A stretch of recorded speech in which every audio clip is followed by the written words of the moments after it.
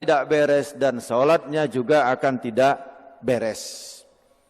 Rasulullah sallallahu alaihi wasallam dalam satu hadis beliau menyampaikan supaya berhati-hati di dalam buang air kecil. Kenapa?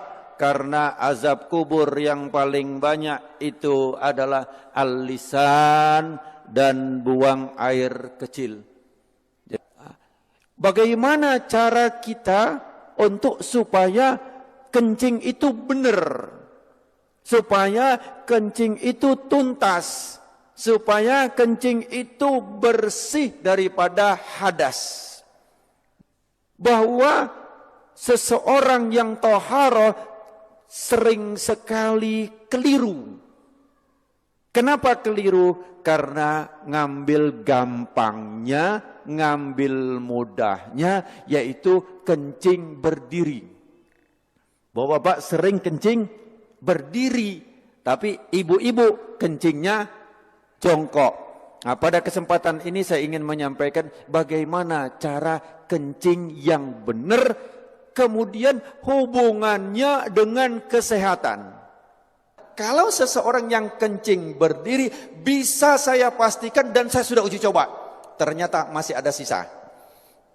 Di saat seseorang buang air kecil dia berdiri, maka posisi klep seperti ini. Ini, ya toh? Seperti ini.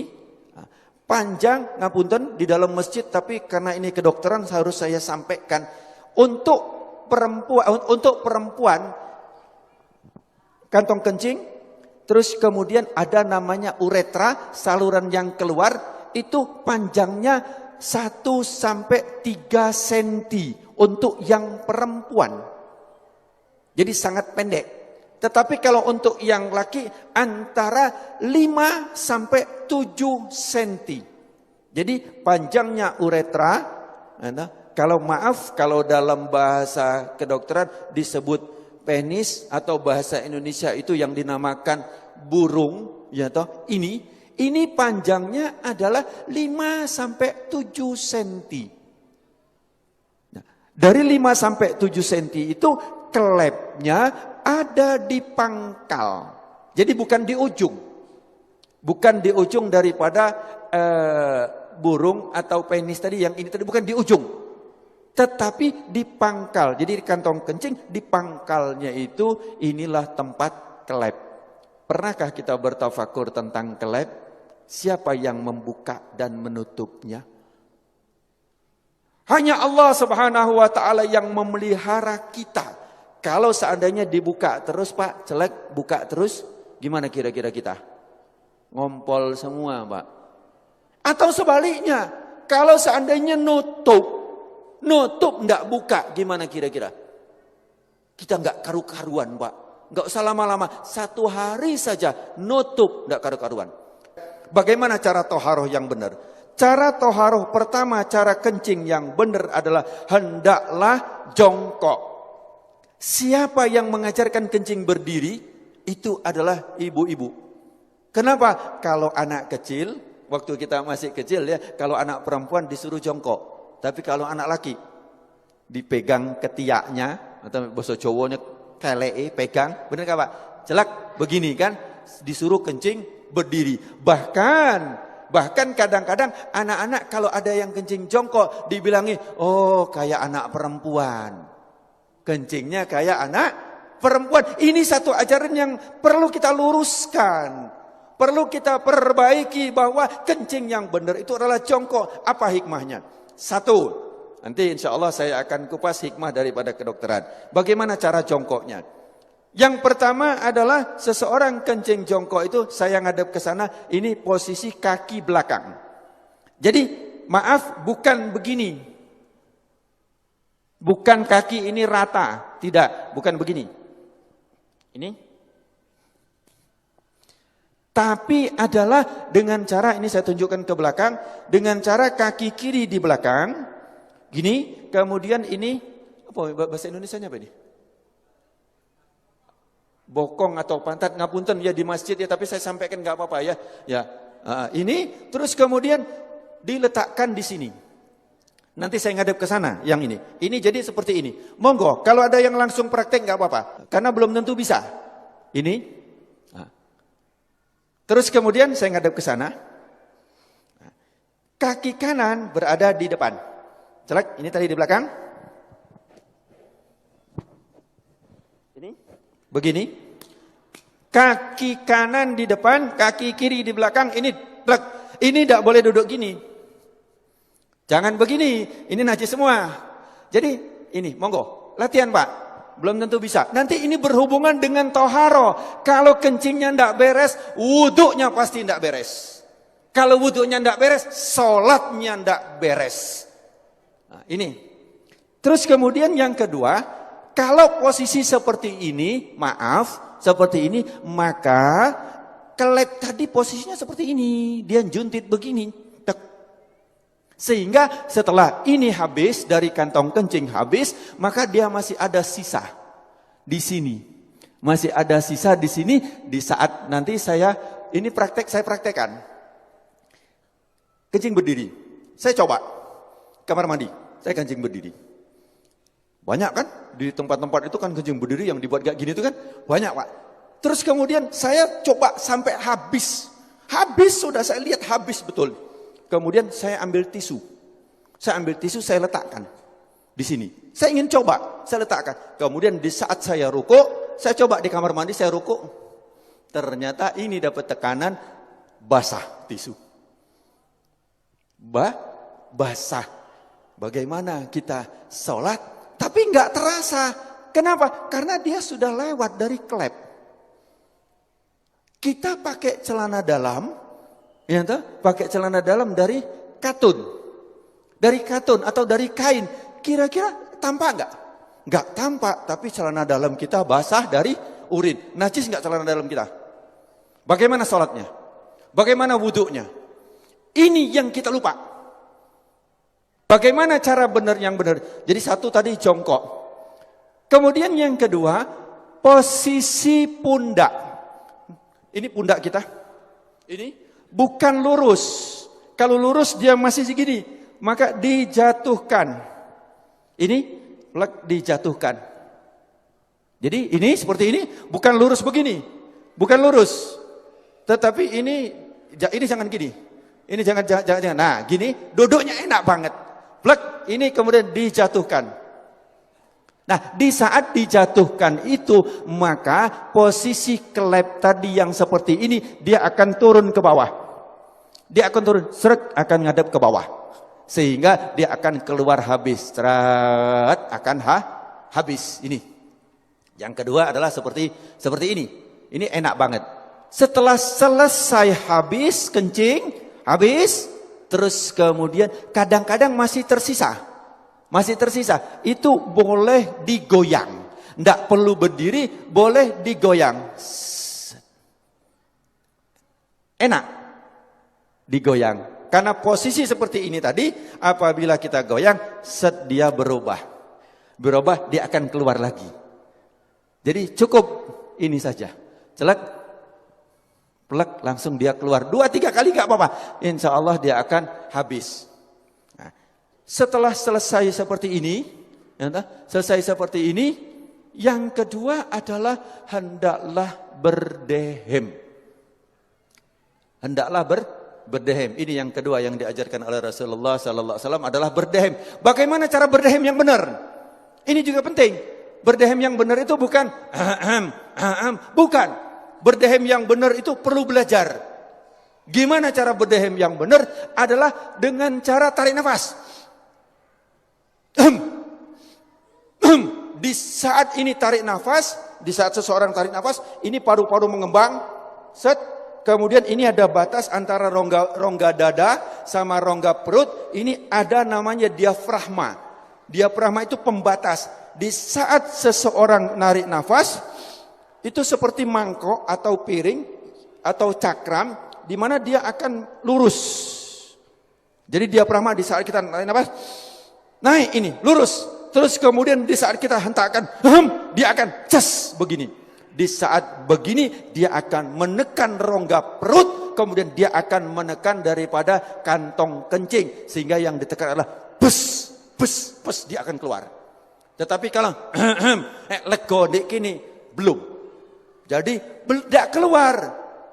Gampang ya, seolah-olah gampang. Saya belajar berdehem itu 15 hari. Yuk, bagaimana cara berdehem yang benar?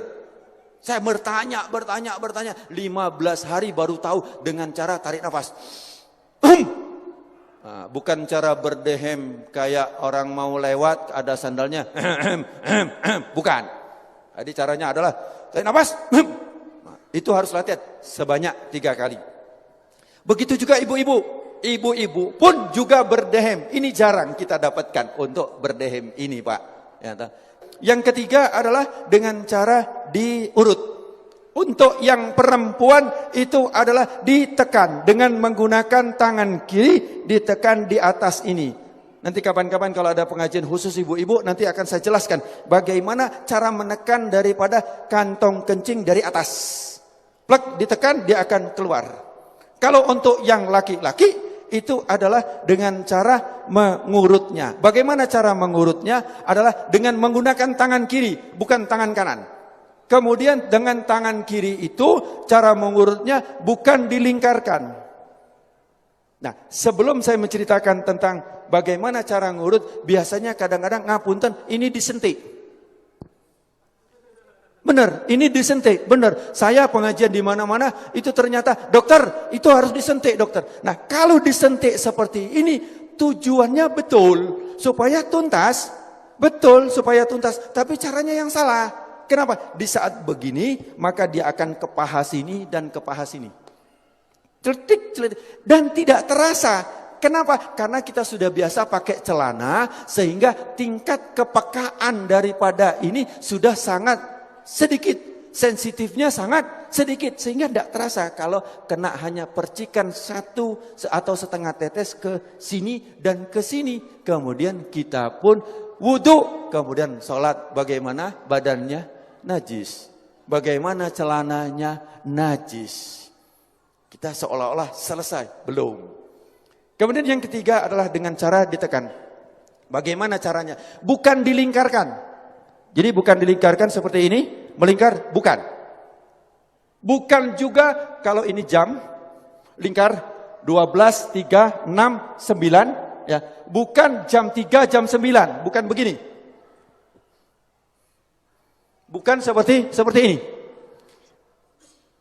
Tetapi adalah jam 12, jam 6. Jam 12 itu adalah jempol untuk sebagai penahan, penopang. Kemudian yang jari kelingking. Jari apa ini? Kelingking ya, bahasa Indonesia kelingking ya. Jari kelingking ini adalah untuk ditarik ke depan. 1 kali, 2 kali, 3 kali. Dilakukan seperti itu. Kalau untuk yang perempuan dengan cara ditekan. Nanti tempat mana yang ditekan itu khusus untuk ibu-ibu.